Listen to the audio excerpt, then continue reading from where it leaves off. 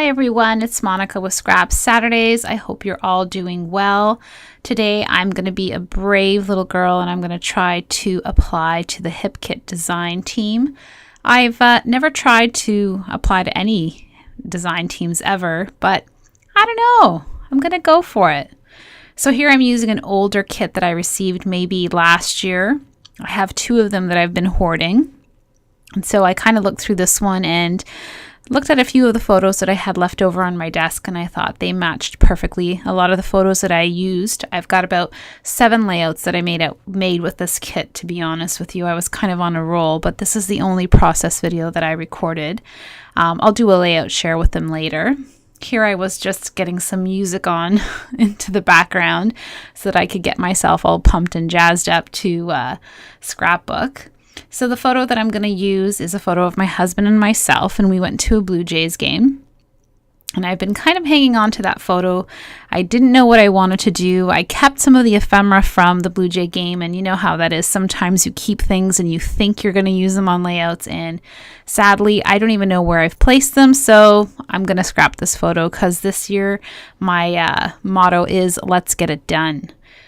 So I'm just cropping down the photo. I believe it's a 2x2 photo, or roughly give or take that bit. And so usually whenever I get anything in a kit, not that I'm subscribed to any at the moment, but when I did get my kits, I would usually cut them into 8.5 by 11 straight away. So I like to see what the direction or the pattern is and how the paper speaks to me. And I've said this in a video before where you kind of have to look at your paper and see, what does it do? How do you feel when you look at it? Do you feel that it's, telling you that you like one direction or the other? And sometimes I do keep the manufacturing strips on because I love that little added accent. It just makes the paper seem unique to me. So that's kind of a Monica thing that I really like. So I'm going to cut up a few, not all of them, but a few of them that kind of come to me. And basically the reason, or the most important reason for cutting them up, is that I end up with a 3x3 or a 3x12 strip of paper. So it's kind of like having an added little bonus of extra pieces of paper that I can use to back my photos with and layer with. That way I don't have to always reach for, which I do though still, for a 6x6 paper pad because that's sort of my style. I really love to use patterned paper as my background. So here I am starting with that beautiful floral Amy Tangerine piece of paper, and I was contemplating the wood grain or that blue paper as well because they're just so beautiful and they went very well with the photo. But in the end, I just kind of used this one, and I just, as you see, turned the piece of paper and I'm thinking, yeah, it's going to be a horizontal layout today because that's what I was feeling. And so as you see, with my 3x12 strips, I start to layer onto the photo or behind the photo, and black and white polka dot or black and white stripes always seems to match your photo really nicely. So if you haven't tried that, I think you should. It really brings a grounding element, especially when you have so much color going on. But even though this photo is colored, it's really just blues and whites, so it kind of still is a neutral photo. And so yeah, I love me some wood grain. And here, it's so funny because I left the manufacturing strip on that. I don't know if you can see, it's like these teal polka dots on the edge there with some nice cream. And I just love the way that paper, I don't know, I kind of went for like a kung fu karate chop there when I tore it. I wasn't expecting it to kind of turn out like that, but it did. And so I used both pieces. Sometimes I don't. Sometimes I try to just save a few. I'm bringing in that heart paper just because I need some more yellow. There wasn't enough yellow going on, and it just kind of softens up those layers. And this layout came out really easy. I don't know why it's such a long process. I think it's because I'm like here opening up all this packaging and everything's so new and exciting. But the best part about getting kits, if I can say that, is that for me, it's almost like a no-brainer, especially when it's the first time. Like right now, see, first thing I pull out, I'm like, oh, this goes. This one, no. Oh, that, yeah, I'm going to put that there. And then I see that diamond, even though I'm reaching for the one that says sun. Yes. The zebra doesn't make it onto this one, but it makes it onto the next one. Don't worry. And I get all kinds of ideas. I'm like, arrows? Yep. I don't know where, but we're going to save that camera. Ooh, yes. Put the camera there. And I keep going. Should I use the flowers? The flowers don't make it. But yeah, I like this acetate camera because it's so see-through and it's easier to layer on. That little bouquet sprig of whatever that is, but it has some gold elements to it on the stem. So I thought, ooh, bring in some gold. And then the diamond, because we're at a baseball game, right? I thought, yeah, I'm going to use that. And so it's so much fun to open up a new ephemera pack and just kind of have everything already perfectly matched for you. So to me, it takes away not the sense of still you're going to choose everything, right? You're still going to look through things and play around with stuff, but it does take away a little bit more of that stressful thought. So, you know, you are spoiled. It's such a good treat, you know, when you get yourself a kit that's already been prepared by someone who has, you know, a good eye or something trendy that you really like. And sadly, I fall into the same category like many people where I try to hoard things or I hold back from using something that I really, really like. But I did watch, I think it's Kelly that mentioned it in a few of her videos, where you almost now come across these challenges where you challenge yourself to use your older stash. And you hear people with their sincerity when they're like, it's so hard to come back to something that isn't trendy anymore. Not to say that you don't appreciate your scrapbook stuff, but you almost feel like, damn, I should have used it when it first came in, right? Because you're in that hyper sense of loving everything. But then you're like, oh, but I only got one of these. But I think it shouldn't matter. I think we need to learn to let go. I'm speaking to myself here too. And just use our stuff so that it's still fresh and fun to use, right? Because then we don't have to challenge ourselves not to always use it. So I cut up that die cut that says, hello, my name is, because the blue is the perfect color. And we're both wearing our Blue Jays jerseys. My husband's wearing their dark cobalt blue one and I'm wearing the white one. And so the blues in this collection are the exact blue for the Blue Jays. And I personally love baseball. It's my favorite sport. My husband, not so much. He plays it, but he doesn't like watching it as much as I do. So I've kind of digressed a bit. When I was a teenager, I knew everything about every single baseball player, you know, in every single league. And I loved the Blue Jays. And they did so well when I was growing up. It was the 90s, so it was their time to shine, ironically. And then, you know, you get married and you have the kids and blah, blah, blah. But we did go catch a game a few years back in the summer. So I think this is already 2 years ago. And I loved it. And I just remembered how much fun I had. And so, of course, we were at the Sky Dome and the sun was setting and it was directly on our face. And it was such a beautiful, beautiful hot day. And I had tied my hair up because I couldn't handle it. I was sweating so much sitting up on those seats because, yes, we had to get the nosebleeder seats because we can't afford the seats down below. But they were still some decent seats, let me tell you. And I just love the way that the selfie turned out. It was just the way the sun was setting on us, just everything about it. So yes, I love this photo. And I think that's another one of those things that I do. It's always starting with a photo that kind of romanticizes you into doing your layout. So yeah, be inspired by the paper that you have. And I know that many people start off with a white piece of paper, or they like to start off with neutral, which is, you know, great too. But I myself really love pattern paper. I think it's probably my biggest passion in scrapbooking is just pattern paper. I could just have a book with pattern paper and I'd be happy. Never mind a book with, you know, beautiful pictures of wonderful memories of my family and pattern paper and puffy stickers and enamel dots. So here I'm using the October Afternoon, I believe they are, stickers, and they're beautiful. These ones are really nice to work with, and I love that they had the blue and the white outline because that's exactly like the Blue Jays writing on our jerseys.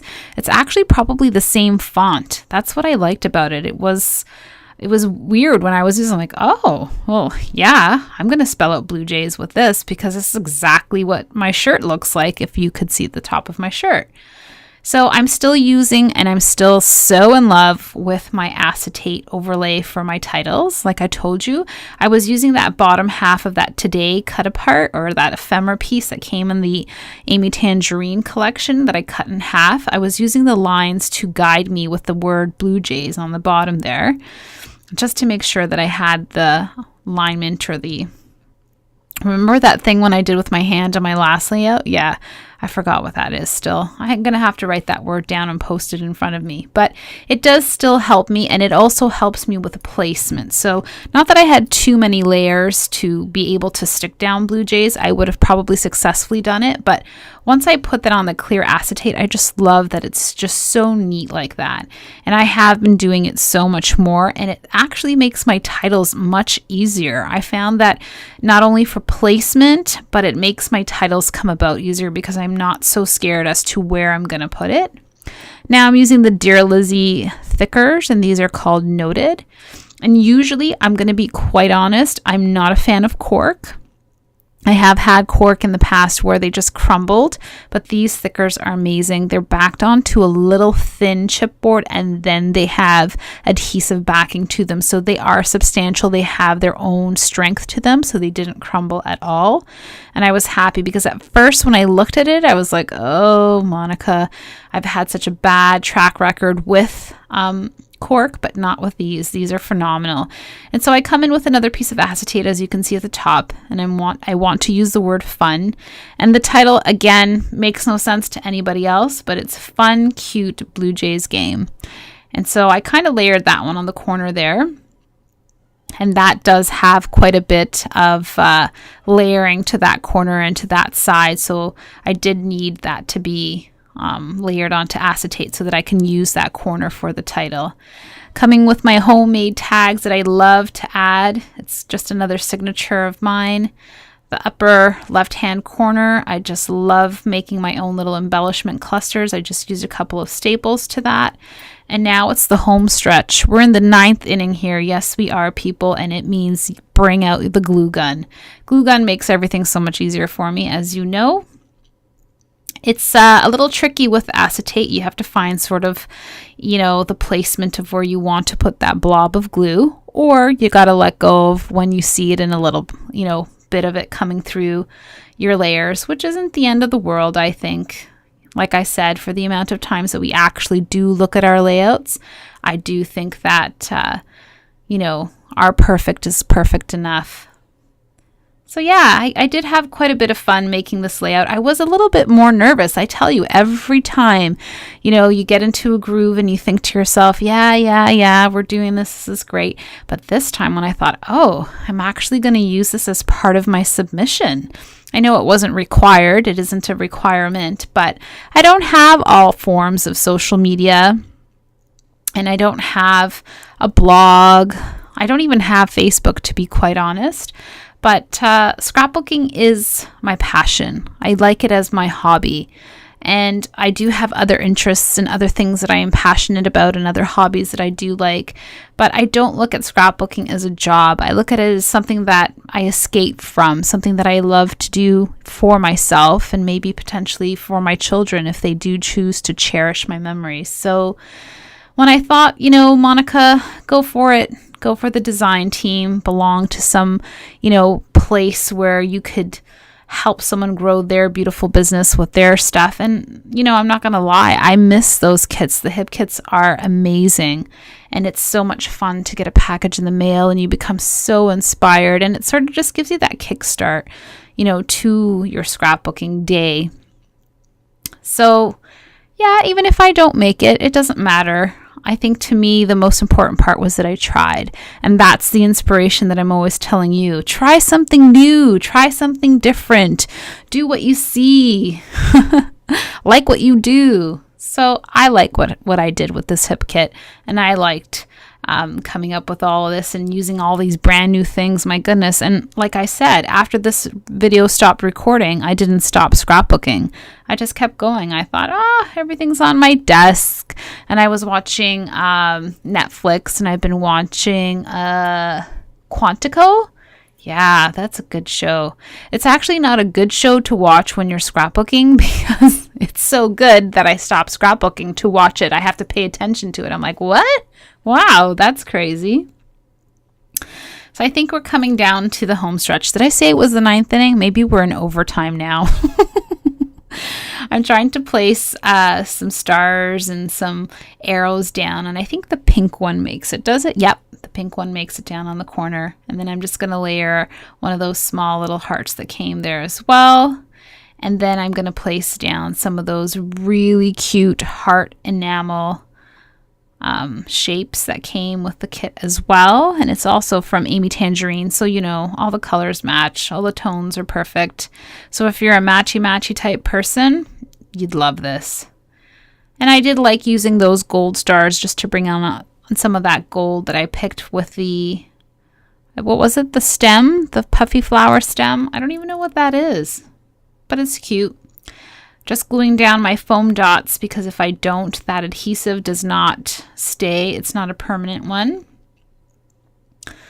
And so yeah, I can see that I'm tidying up. I'm getting to the point where I'm like, okay, I just want to look at my layout. I don't want to look at any clutter on my desk. I want to be focused and I want to finish this and I want to feel good about it.